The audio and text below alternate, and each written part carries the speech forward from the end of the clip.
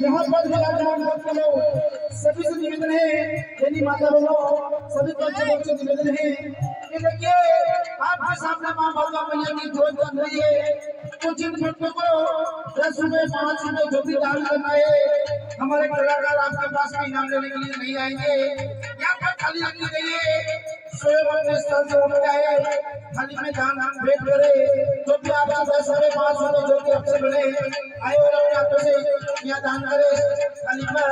और हमारे मंदिर के महाराज का दर्शन करे, माँ भगवान की मैया की जोत का दर्शन करे, हमारे मंदिर को सम्मान करें।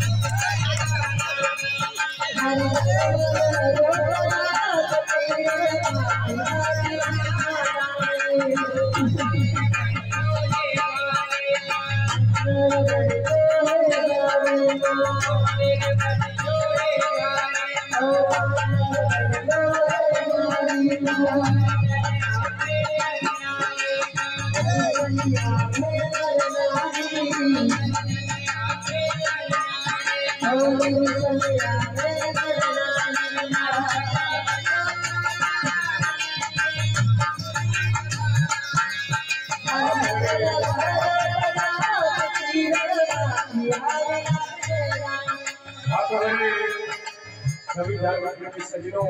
एवं मेरे माता और बहनों, जो आपके नगर में तेजाजी महाराज का पधार रख रही है और आपके साथ तेजाजी महाराज की जोत बन रही है और आपको भागा की जोत भी निकल जा रही है, वो इसलिए कि एक बीमारी जिसे कहते हैं उसका नाम है लकवा, उसका कहीं पे इलाज नहीं होता है, दिल्ली बॉम्बे अहमदाबाद उदयपुर कहीं पे भी ले जाओ, उसका एक ही ठिकाना है, वो ठिकाना है बाबा भागवत का द्वार। तो अपना स्थान छोड़े, तेजाजी महाराज के चरणों में नमन करे, माँ माया भागवत के चरणों में नमन करे और वो थाली में माँ माया भागवत के नाम का कुमकुम लगने का अपने वोट के अपने माथे में बिंदी जरूर लगावे और अपने हाथों से 5 रुपए 10 रुपए वोट के दान कर सकते हैं।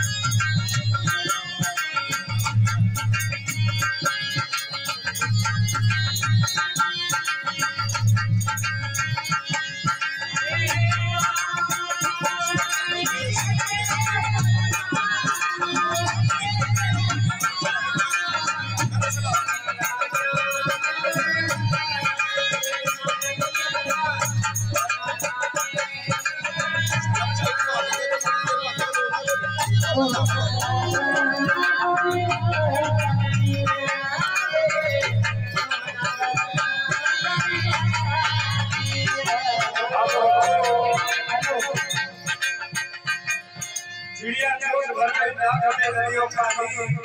अरे चिड़िया चोर भर गई ना घटे नदियों पानी। अरे दान करने से दान कभी कम नहीं पड़ता कहते दास कबीर। कहते हैं कि पाप की जड़ अस्पताल में और पुण्य की जड़ पाताल में।